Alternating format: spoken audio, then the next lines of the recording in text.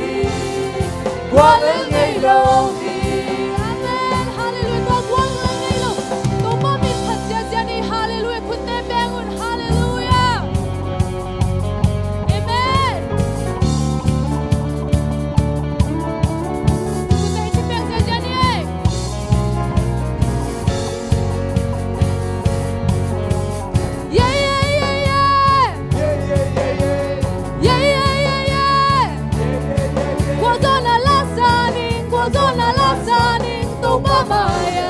Who sang take a bell? Who sang take a bell? Tobamin Hatahe. Hanala Tatahe. Amen. They don't move.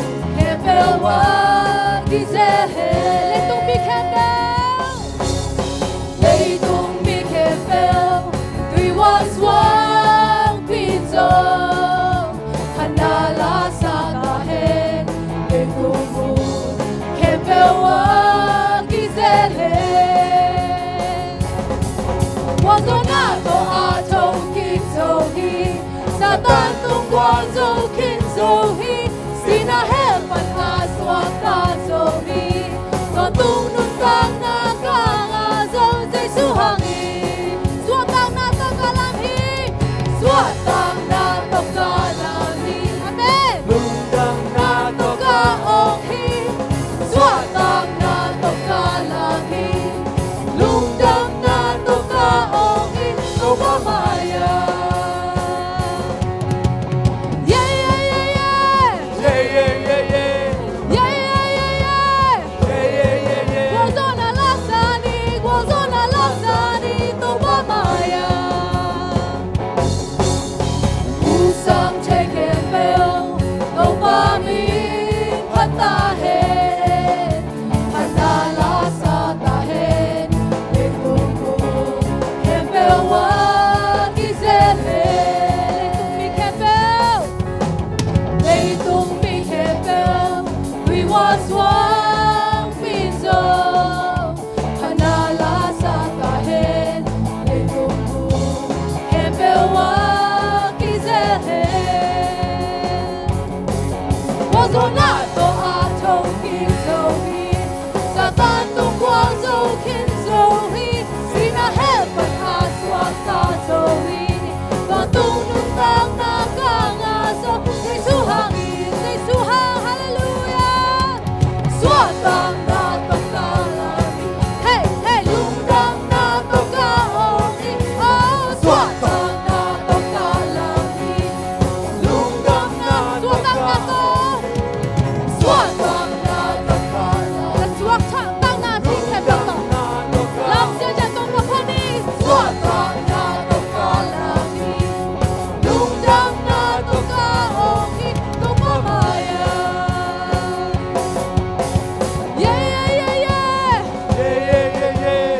Yeah, yeah, yeah, yeah. Yeah, yeah, yeah, yeah. Whoa. Oh, oh. Yeah, yeah. Amen. Hallelujah. Suatang na ang yato pa. Tundang mong hallelujah. Amen. Hallelujah. Jesus to kitwa kom neng guazo na nga hi. Amen. Guazo na laji siya magila kang apoko. So kami palay di. Guazo win. Jesus ang guazo win. Guazo win. Guazo win. Sinahong so sakso. Kale namin chan. Nakepeo. At natehong guazo na latag desain.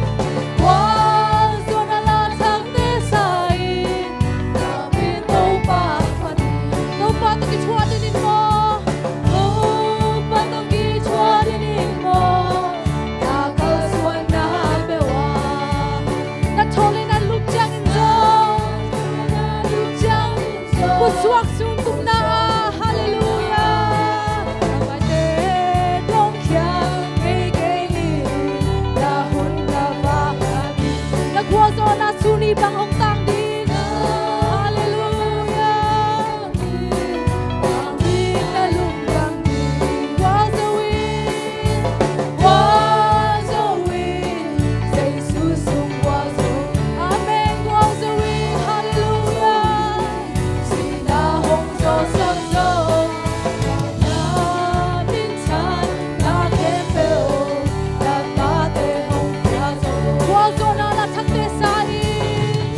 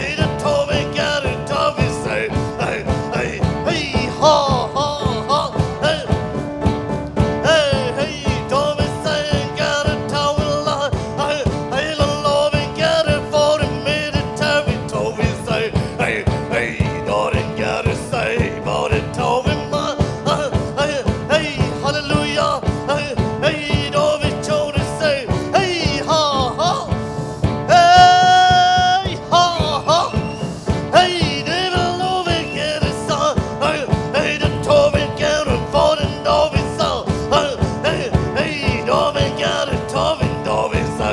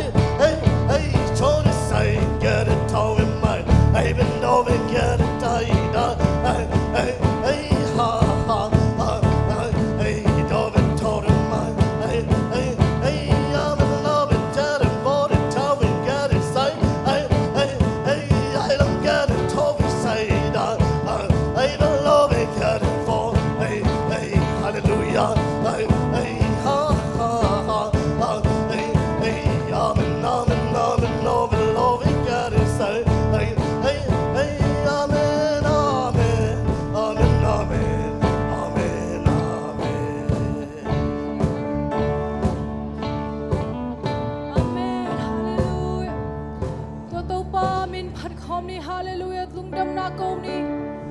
Oh, hallelujah, lau to pa tunga lungdam na ko win. Lungdam na te pulak yai na hallelujah. Oh, hallelujah, kiala yala kasi hallelujah. Oh, hallelujah.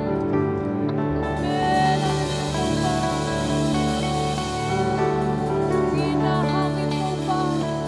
Oh, nasina hangin mo pa. So na sa ito pa. Amen. Lungdam na rin daw po. Hallelujah. Sangga mo na natin. Oh, naluntang na sunga to pa ng tiyem natin. Oh, nahina na mabate.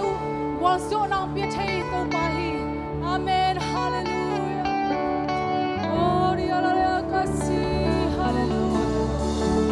Amen. Hinabang pa nga. Oh, panong waso piling chini. Amen. Hallelujah. Oh, hallelujah. Lungdam mo ito. Oh, kachalak na uwi ito pa. Tuloy ka lungdam mo ito pa. Amen. Hallelujah. Amen.